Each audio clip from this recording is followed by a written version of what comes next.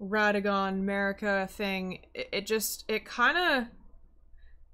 I don't really get it, because I haven't heard it explained in full detail. I don't know how well explained it is even in the game. Oh yeah, right, serious. But anyways, let's see. Radagon of the Golden Order. What a complete mystery of a character. Almost as much as Queen Marika herself. Although we all know at this point that Radagon is Queen Marika, it's still a complete mystery as to how this is even possible. How can one being also be another, while at the same time have different conscious minds? Marika is the one who shattered the Elden Ring, while her other half, Radagon, tried to mend it back together. Can they take control of each other? Can they split apart? How can they... Do you think it's kind of like in the Warcraft universe? Like, you know how Sylvanas had her soul split into two? And so her, like, evil side took control of her body, while her other side was kind of, like, trapped? You think maybe, like, the soul is split in some way? They possibly have children together. They clearly can't stop one another before their action is complete. Otherwise, Radagon would have stopped Marika from shattering the Elden Ring in the first place. Yeah, it is weird. It seems like they also can't read each other's minds for the exact same reason. It's impossible to say. But what we do know is that Radagon is Marika. The question I want to discuss today with all of you watching is, who is Radagon? Where did he come from? Why was he chosen to be the second Elden Lord? Is he even real? Or is he just a manifestation of some kind to stop Marika from fulfilling her clear intentions to oppose the Golden Order? I like 40K, but I don't know too much about it. Difficult to understand, probably impossible to answer at this point, but are regardless still fun to discuss. With all that said, please understand that this video is a theory discussion and nothing that I say in this video is set in stone factual. I love coming up with interesting theories and discussing it with all of you. I find it fun. If you don't, you are in the wrong place, my friend. If you do, welcome. Make sure to like, subscribe, all that good stuff. My dog Joy gets tummy rubs if you do. And if you're good with all that, let's get to it. What a cute dog. Can we find most of the in-game information on Radagon? From what I've found, Muriel gives us an insane amount of information on Radagon and related topics. Lord Radagon was a great champion, possessed of flowing red locks. He came to these lands at the head of a great golden host. When he met Lady Rennala in battle, he soon repented his territorial aggressions there, and became husband to the Carian queen. So the timeline here is important in understanding this relationship between Radagon and Rennala. Was Radagon already also Marika when he came to the Lands Between and battled against Rennala? His arrival on a great golden host suggests that he was already a part of the Golden Order. Was he at this point just split from his body with Marika in order to battle against opposing factions of the Golden Order? One theory suggests that Marika knowingly took control of Radagon, started a consortship with Rennala just to, in the end, leave her to break her heart. Rennala, when we meet her in game, is obviously not in her normal frame of mind. If Marika intended for this to happen, where Rennala loses her sanity after her heart is broken, it clearly worked in regards to Rennala no longer being a threat against the Golden Order. That is some fucking intense infiltration. Oh my god. Brutal. Even her own followers just locked her away in the library of Raya Lucaria, and her daughter Ranni had to create a trap spell just to protect her. This spell shows us how powerful Rennala can be in her right frame of mind, her full potential known as the Queen of the Full Moon. But after we defeat this version of her, we come back to her real self, fully infatuated with the glowing egg she constantly holds onto. This egg is actually a Great Rune, the Great Rune of the Unborn, that was given to her by Radagon, also told to us by Muriel. In the end, Lady Rennala was left alone, cradling the amber egg Lord Radagon bequeathed her. Now she devotes herself to it through forbidden rite, the grim art of reincarnation. I find this to be a bit confusing based on the timeline. How did Radagon get his hands on a Great Rune before he became the Elden Lord? This Great Rune is not a rune that you can take to any divine tower and obtain a certain power-up from. It is, however, one of the great runes you can use to get into the capital city and mend the Elden Ring. Its description reads, Amber egg clutched by Renala, Queen of the Full Moon, great rune of unborn demigods. Perfects those who have been born anew. Children born anew by Renala are all frail and short-lived. Imperfect beings, each and all. Ouch. I'd love to go into more detail regarding Renala because I think her story is much deeper than I've seen discussed at this point, but let's stick to Radagon for this video. The description here suggests that this great rune is of the unborn demigods. If we listen to some dialogue from Renala, we can learn a bit more about this egg. Is it thy wish to be born anew? To become a sweeting? Reborn of my beloved egg? It seemeth thou art a sweeting rather fair, and if thou wert born anew once more, thou wouldst be fairer still. Ye will be countless born forever. So while understanding what she means by this is obviously very difficult, I think it's an important hint in terms of Radagon's major theme.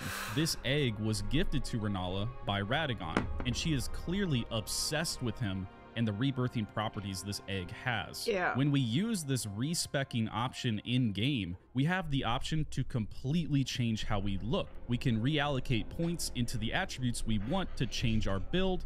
You can even change your own name. It's very clear when we talk more about Radagon with Muriel that Radagon wanted to change himself as well.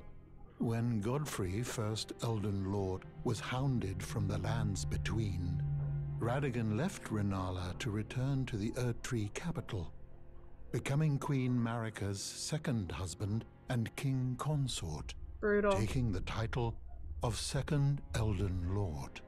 The mystery endures to this day as to why Lord Radagon would cast Lady Renala aside, and moreover, why a mere champion would be chosen for the seat of Elden Lord. Muriel says that Radagon returned to the Erdtree capital to become the second Elden Lord. So this wording suggests that Radagon was separated from Marika during this consortship with Renala and was a champion or warrior for the Golden Order before becoming its new Elden Lord. You know, this kind of reminds me of Game of Thrones with Jaime and Cersei. When Jaime Lannister ends up leaving and is kind of with Brienne a little bit, then ends up returning back home.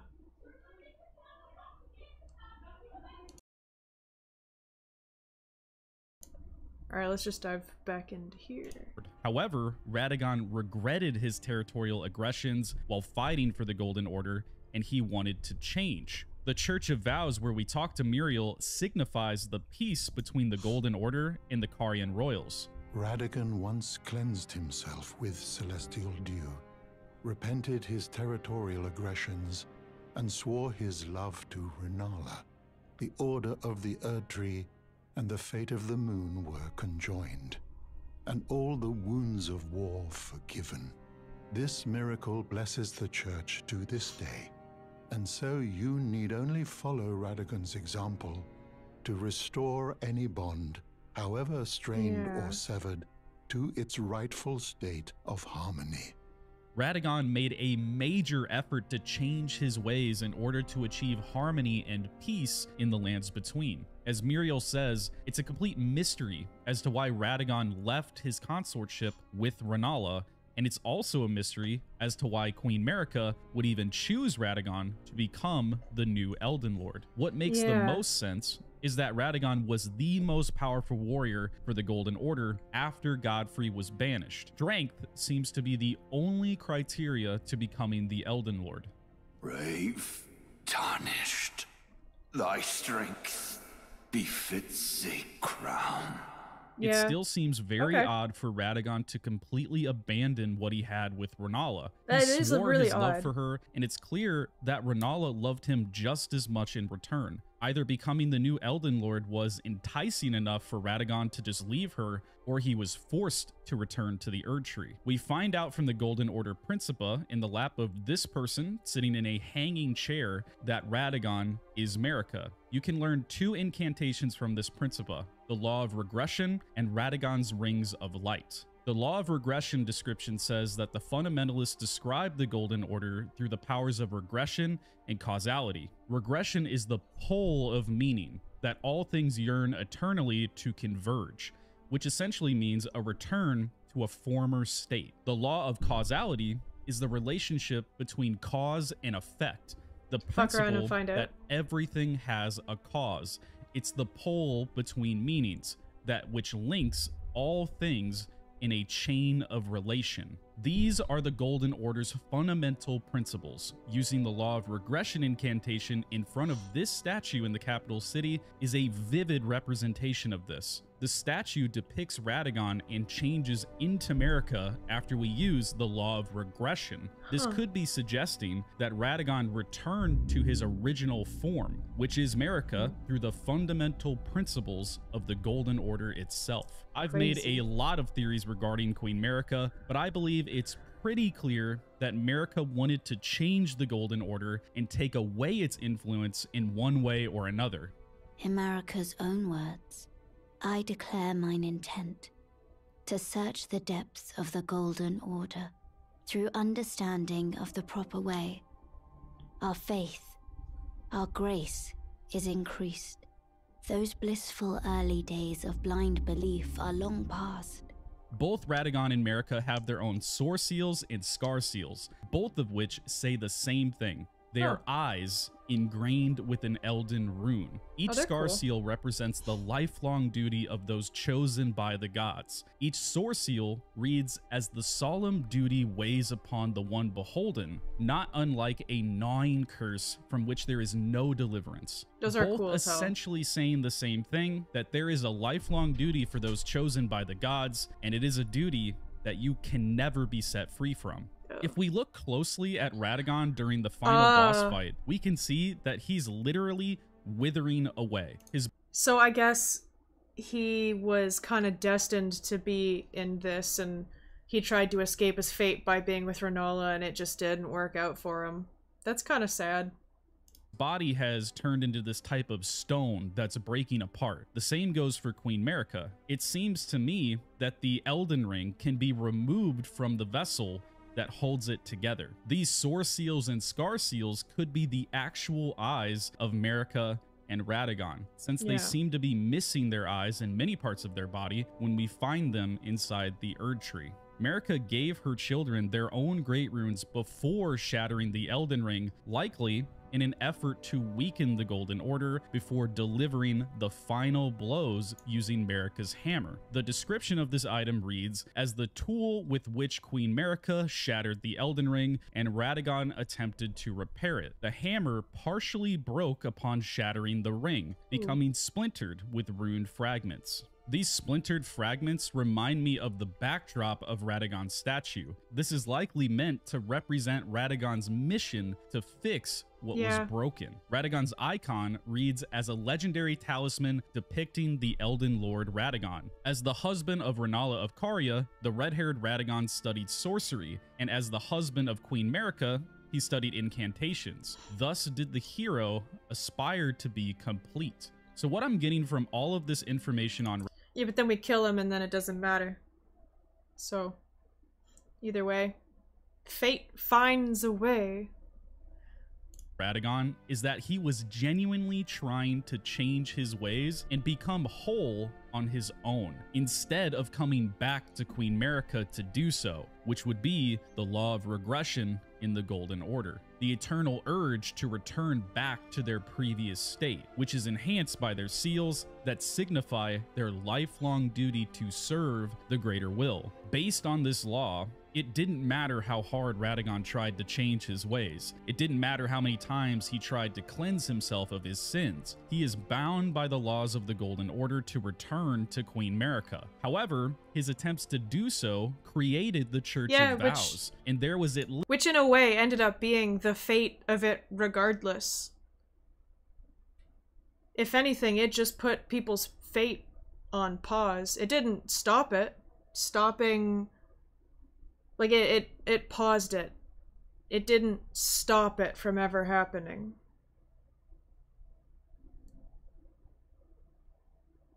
At least some amount of time that peace did exist, and he was forgiven for his previous territorial aggressions. The only reason he left Rennala was because he had to by law, and if he didn't, his secret would likely be revealed to the lands between. You know, it's said that Lord Radagon harbored a secret. A famed sculptor of the Erdtree capital was once summoned to render Lord Radagon's likeness in giant stature, when he glimpsed the skeleton in Radagon's closet. And as such, it's said the great statue harbors his secret too. The only famed sculptor I can think of is the sculptor of these mini statues in the Shaded Castle. If this sculptor knew of Radagon's secret... Oh yeah, isn't that the place in, I think, the west? That, surrounded by, like, that poisonous water?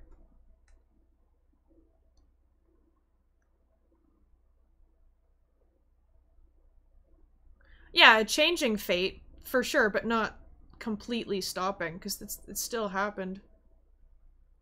It's still a pause. I mean, stuff can change, but it doesn't stop, you know, it doesn't stop their eventual fate.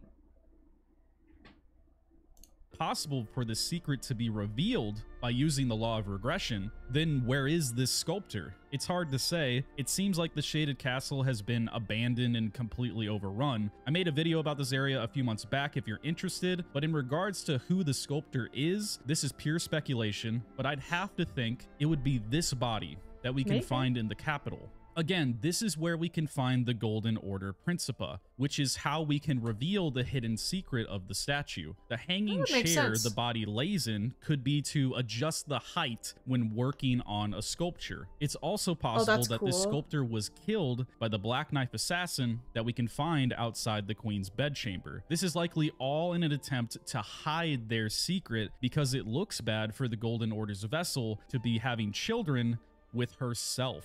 No one bats an eye when Radagon and Marika have children, but if it's known that they're actually the same person, it could damage the reputation of the Order. It seems like even after his return to the Erdtree to serve as the Elden Lord, Radagon continued his attempts to mend broken relationships throughout the family and the lands between. Mostly in regards to Miquella, where they gifted each other incantations. Miquella gifted Radagon the Triple Rings of Light incantation, and Radagon gifted Miquella Radagon's Rings of Light, which reads as a gift of gratitude to the young Miquella from his father, Radagon. And yet, the young Miquella abandoned fundamentalism, for it could do nothing to treat Malenia's accursed rod. This was the beginning of unalloyed gold. Yeah. This is what I mean when I suggest that Radagon is attempting to mend his relationships with his children. They were both born of afflictions, Miquella born of eternal youth, and Malenia harboring the scarlet rot since birth. Were they born with these afflictions because Radagon and Marika are the same person? Some kind of incest birth defect of some kind? It's really hard to pinpoint this, obviously. These incantations gifted from Radagon to Miquella could have been an attempt at helping Miquella find a cure for Malenia's scarlet rot. Oh my god. So they're just little, oh, what are they called? They're just mourning geckos. They're just mourning geckos. I get it now. What? You looking at me?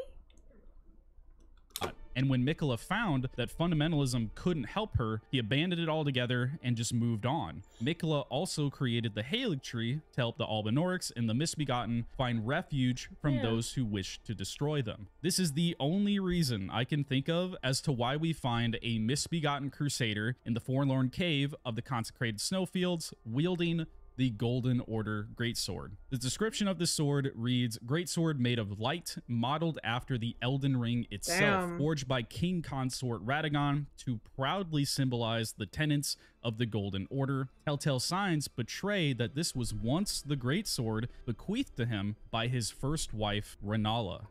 So he reforged it. Oh my god.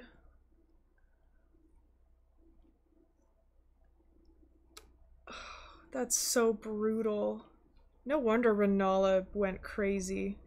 This sword could have been given to this misbegotten by Radagon or Miquella because of Miquella's intent to save the misbegotten people. It was a chance for Radagon to help his son in his attempts to do so, while also spreading the influence of the Golden Order to other factions. Oh my god, Renala gifts him a sword and he gives it to the son of his son with another woman, who then gives it to this guy.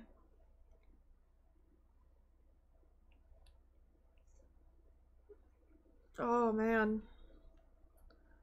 To portray peace and forgiveness, just like he did with Renala in the Carrion Royals. Brutal. Or this misbegotten just found the sword. We really can't say. This is all quite a stretch, I'm sure, so make sure to tell me what you think down in the comments. There's a lot here, and it's easy to think of these situations through completely different perspectives, all of which I'm sure is entirely plausible. In the end, I believe Radagon didn't have a choice to fight against us when we entered the Erdtree. It's hard to say how much damage the shattering of the Elden Ring did to both Radagon and Marika's mind and body. To me, they look completely broken and are barely held together. Yeah. When Radagon fights us, it looks like he's being used like a puppet by the Greater Will.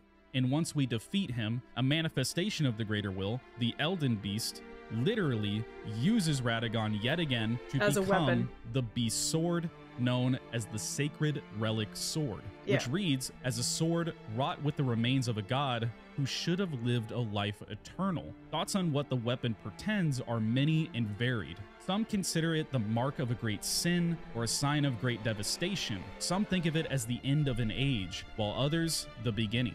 Just like with most of the story with Elden Ring, it can mean many different things to many different people. To me, Radagon wanted to show Marika and himself that it was possible to change without the need for the destruction of the Golden Order, that the laws can be changed, and that forgiveness for past sins can be earned when there's an attempt by both sides to do so.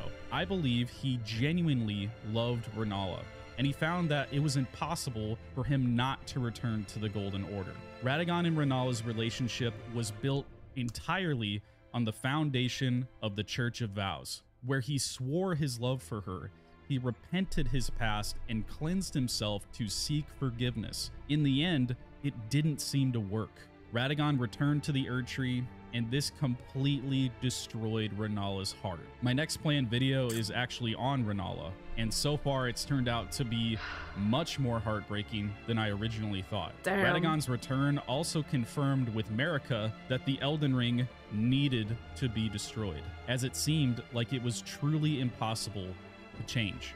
However, Muriel's faith in Radagon's will to change has never wavered. I'll leave you all today with his wise words that I think truly explain what Radagon was trying to achieve. The shattering has caused us, all of us, to lose sight of something very dear. My faith does not waver. The miracle rooted in these grounds will once again mend the world. And this time, its bounty will not be squandered. If you would be Elden Lord, tarnished, I hope that you too will share my faith. Oh man.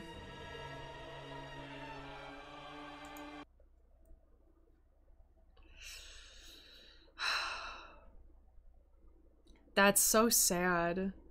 I feel really bad for Radagon now. Oh my gosh. Could you imagine that? Trying to escape being trapped in the Golden Order like that, actually falling in love, actually wanting to better yourself and be with the woman that you love who loves you back. Oh.